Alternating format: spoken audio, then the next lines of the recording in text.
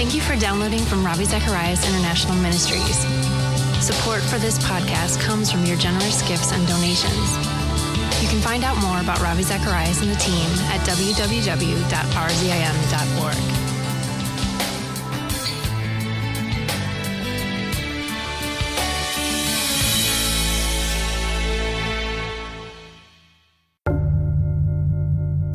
We need each other.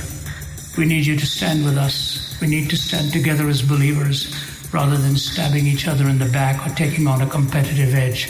The world out there is hostile. Can we come together and major on issues that are truly major and not on the minor ones?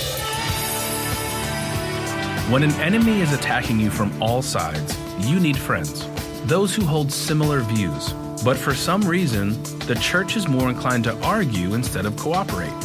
Thank you for joining us today on Just Thinking with author and apologist Ravi Zacharias.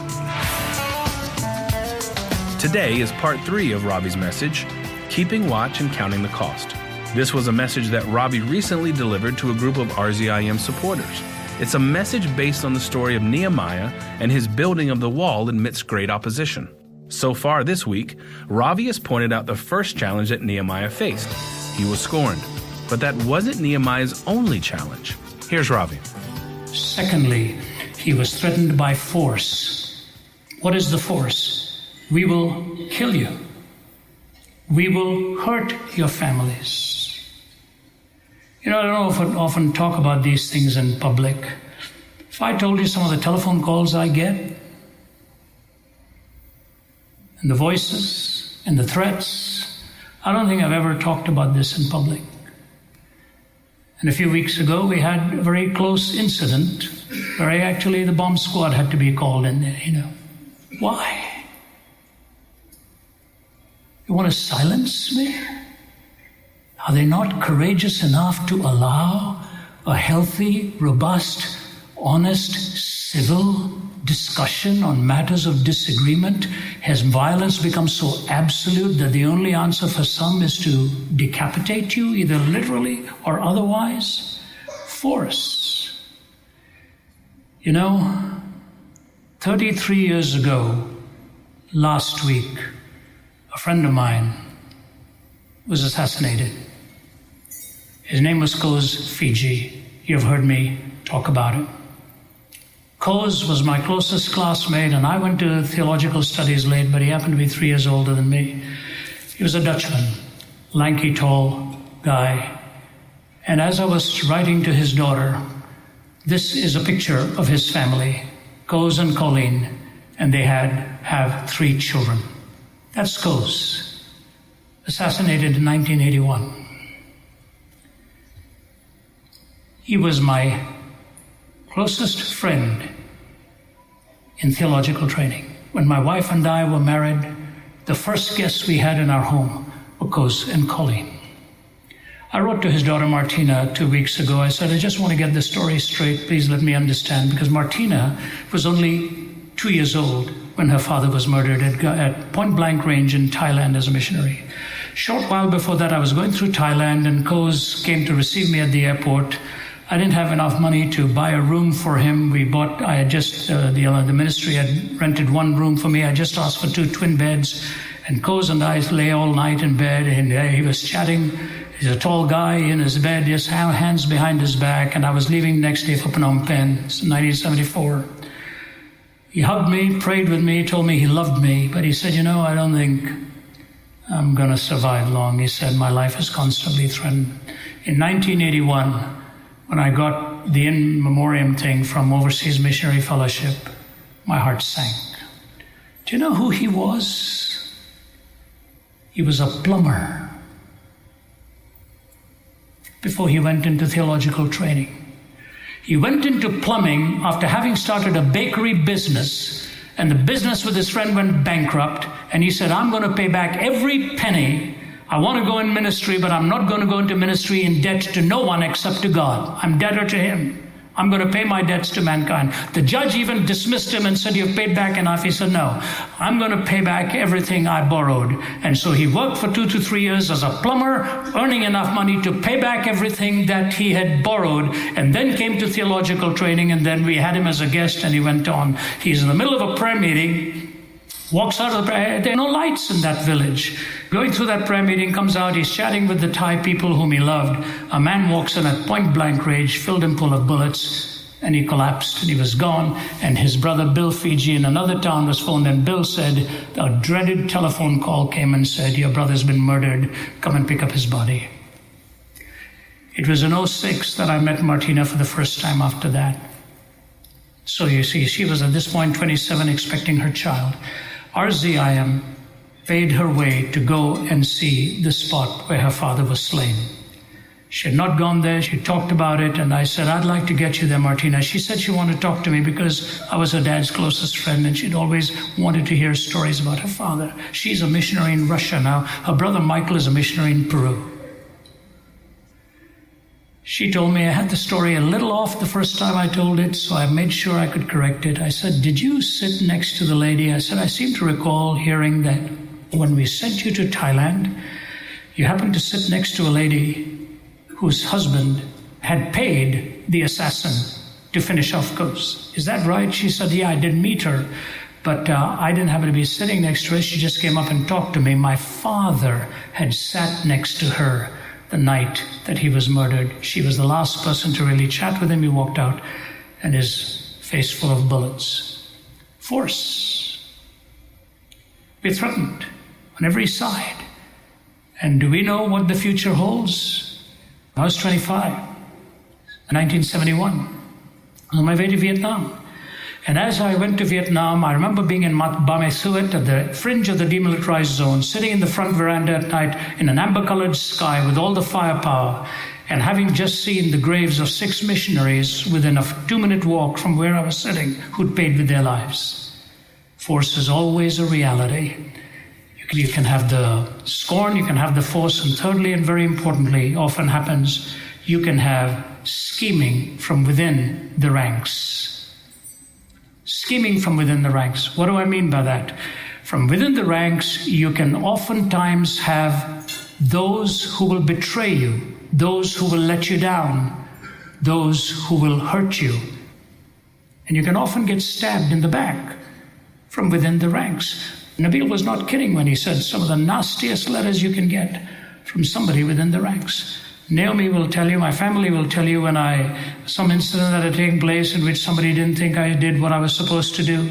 And Christian talk shows, this one particular anchor just railed after me, went after me, till my daughter said, Dad, aren't you going to say anything? I said, no, I don't even listen to it. Just ignore it. But it bothered them, it struck them, till she wrote a letter and said, look, leave my dad alone. What he's doing for the same cause that supposedly you're talking about. Leave him alone. Division. Here's a statement I want to read to you. It seems an awful thing to say, yet it is true that there are betrayers like Shemaiah and Noadiah in most Christian congregations today. Men and women who have professed conversion to Christ, who share in the fellowship and labors of the saints, who nevertheless seem to find cruel pleasure in the fall of a Christian leader. To his face they are friendly, fussy, saintly, but behind his back they are mischief makers. They profess loyalty and concern, yet if he slips or falls, they love to gossip it among the brethren or talk about it around town. Oh, what heart pangs such disloyal brethren give to Christian ministries, pastors, superintendents, and leaders. They are Tobias Quislings, Satan's 5th columnists. Pretty powerful words. We need each other. We need you to stand with us. We need to stand together as believers, rather than stabbing each other in the back or taking on a competitive edge. The world out there is hostile. Can we come together and major on issues that are truly major and not on the minor ones? Nehemiah faced all these things, from scorn, from force, to scheming. What did he do? Quickly, he made 3 responses.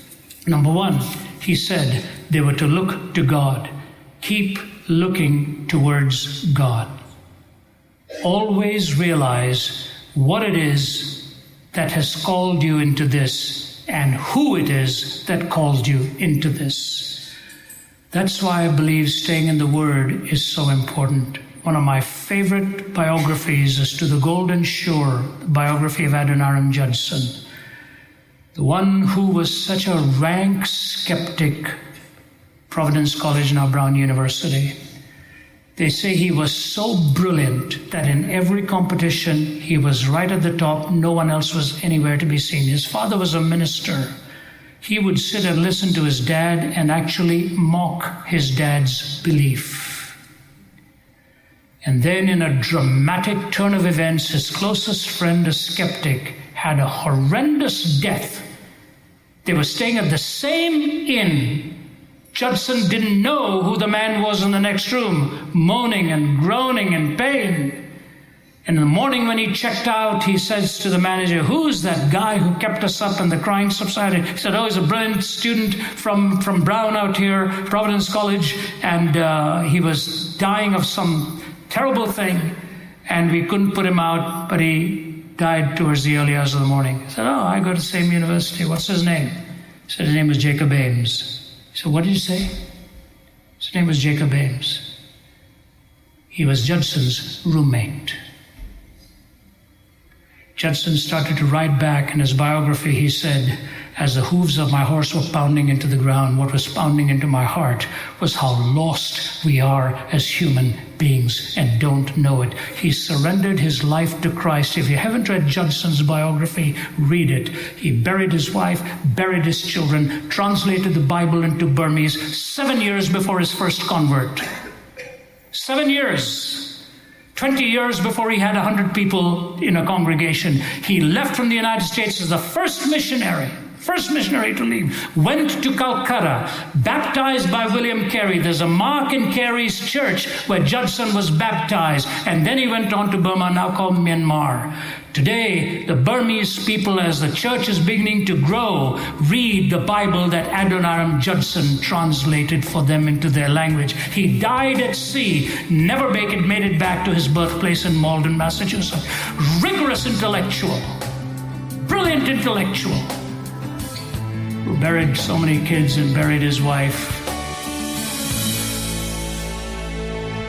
It should always amaze us when we see God use those most opposed to him do the greatest work for the kingdom.